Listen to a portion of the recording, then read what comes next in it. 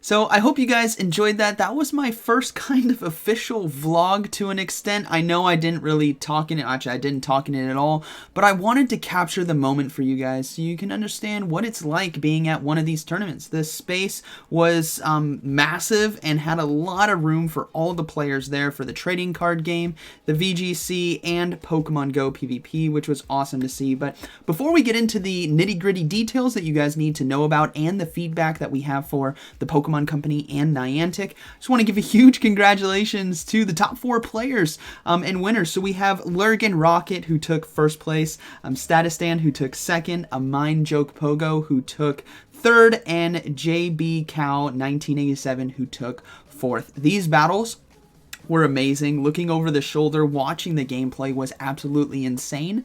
And I guess we'll start with the first feedback. I know this event was not live streamed, and our feedback obviously was we want to see these battles. And looking at the future for the next tournament in Germany, that does say it will have a live stream, so fingers crossed for that to go really well for us. Now, as we dive into some of this feedback that I have, know that it's very minimal. It's small adjustments because overall the event was very positive. positive. And talking with the players as well, they had a great time. The gameplay was smooth to basically an extent, but there was a few little hiccups here and there, but overall it was satisfactory and really good.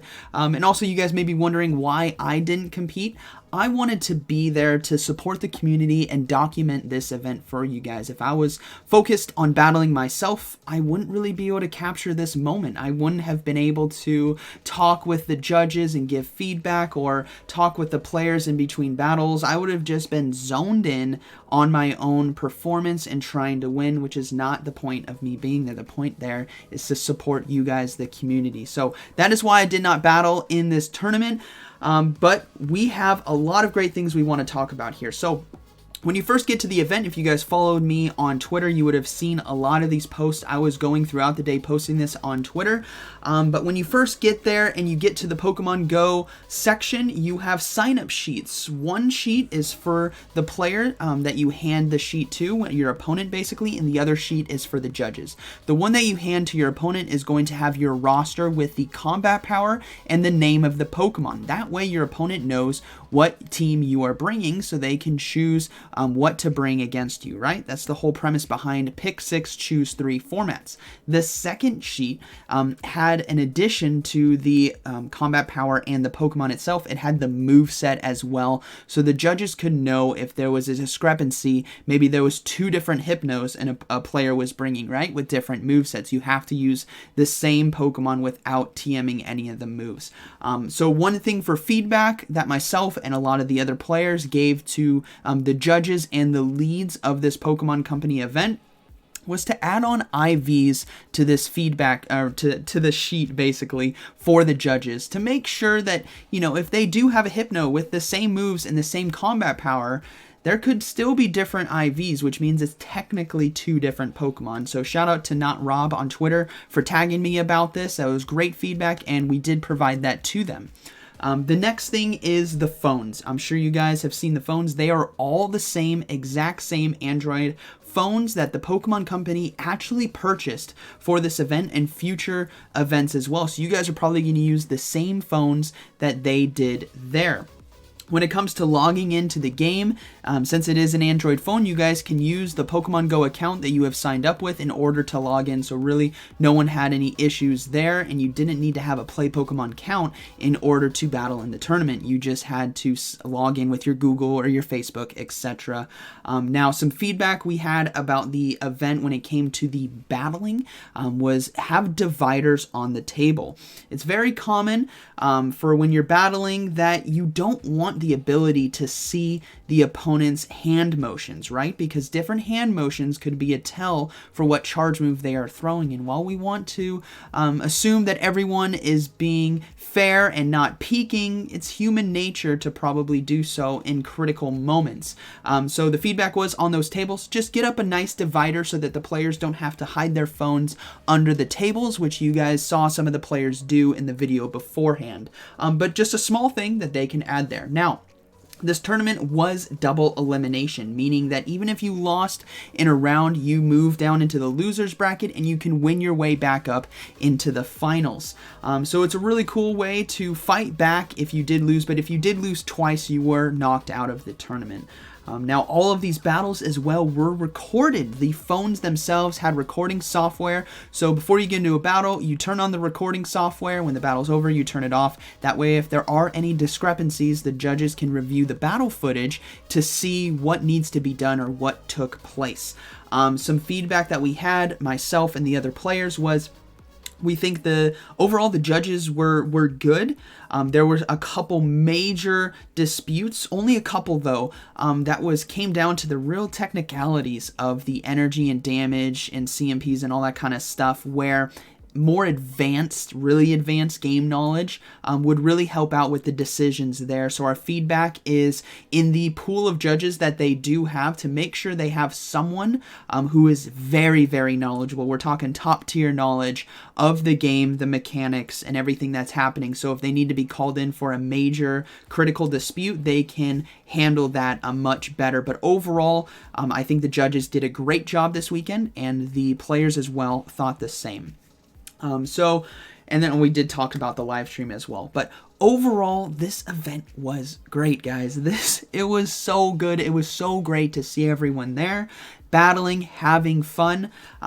During the tournament as well, there was a lunch break around like 12:30. It was an hour long, so if you wanted to head out into the town and get some food, I personally went to Five Guys. It was really good, but overall, the event was great. Now, there was also bonus mini tournaments happening as well, side by side. This could be done any time of day on day 1 or day 2.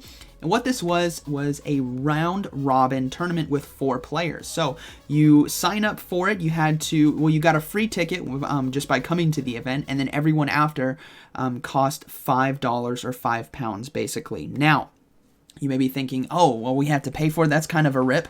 Not necessarily, because what you're given is you're given points, and the points that you get for signing up is 20 points, and those 20 points can be redeemed for a packet of Pokemon cards of your own choice. So essentially, you are buying a packet of cards with the chance to win more prizes, which is really cool. I'm going to be having pictures shown up here of all the stuff that you guys could have won. Each person that you face off against is a best of 3 in whatever format you guys decide, and if you win, you get extra points, meaning you can redeem more prizes. So no one went away empty-handed. Everyone minimally got a free packet of cards, and the more you won, the more prizes you got, which was really cool. One thing of feedback we want to give when it comes to Niantic's side, because the Pokemon Company side was very good for this event, is on Niantic's side to have code redemptions for in-game items, stuff like Elite TMs or other very valuable items that you may want. So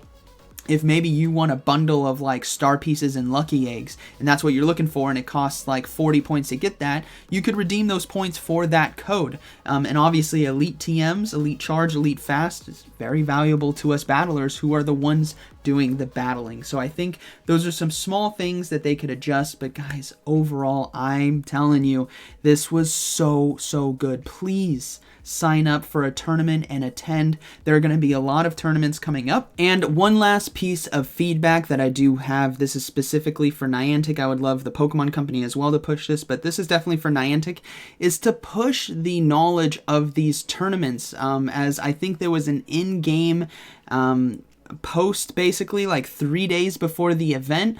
So hopefully for the next tournament, which is going to be in Germany, Frankfurt, Germany on April 22nd to the 24th, hopefully they put out information for that well in advance, which I think they should, especially since that one's going to be live streamed according to the official documents there.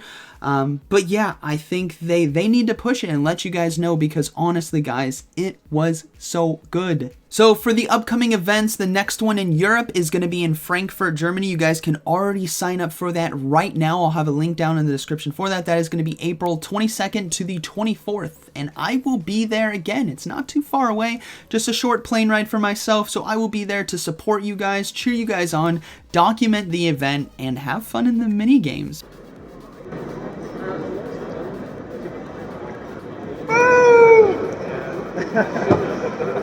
I think ZyoniK just boomed someone. But we also have the US and Canada events here. I'll pop up an image for you guys. Indianapolis is going to be May 6th to May 8th. Vancouver is going to be May 27th to 29th. Milwaukee is going to be June 17th to 19th. And the North America International Championships is going to be June 24th to 26th. I don't know just yet if I can make those, as they are quite a distance away. So we'll have to see. Basically, it's going to be up to my wife if she lets me go. But that's okay. I definitely can make the Europe one, so we're gonna be going to those. And finally, one little bonus here. If you guys stuck around to the end, I'll probably put a timestamp down below. But the prizes for this event, I will have screenshots for you guys. So if it's a regional tournament, like the Liverpool Regional Tournament, if you take first place, you get a world invite plus the travel awarded to you, meaning the flight and hotel is paid for. If you get second, you get the world invite. Third and fourth don't get anything, sadly, for regional. For international, it's a much bigger tournament, so first and second place both get world invites and travel paid for, and third and fourth place just get a world invite. Cash prizes. This is what's really cool. If there are 100 players or under, the cash prizes you guys can see there on the left. First place is going to take $1,500 and so forth and so on. there's 101 to 200 players. First place is going to be 2,500, and 13th place is going to be 400. And if there is 201 plus players, first place gets $5,000, which is absolutely insane. And if you make it into the top 25, each person will get $400, which is pretty insane. So honestly, guys, you could pay for your trip. And if I imagine some of these tournaments are going to be 201 plus. So if you can get yourself into some of these nice places, you could probably pay for your whole trip as well, which is really cool. You guys also can get booster packs, as you guys can see there, 72, 36, and 18 based on the place that you took, which is really nice. That is a lot of Pokemon cards to be had. So overall, the rewards are worth it. If you can get yourself into these places, the atmosphere and the event itself is amazing and so much fun, and the community vibes are so good. And yeah, it's really, really good, and I think it's just going to get better from here. I hope you guys enjoyed today's video. Shout out to everyone at the Liverpool Tournament. It was awesome to meet you all. And I'm sorry I had to dip out early, which means I wasn't able to get interviews as well, which is really unfortunate, but we'll try to get those interviews maybe down the line at Worlds from the players that I met there. But I hope you guys enjoyed today's video. Let me know down in the comments if you guys are going to go to any of these tournaments, especially if you guys are going to Frankfurt, Germany, as I will be there next month. So like always, thank you for watching, and I'll see you in the next one.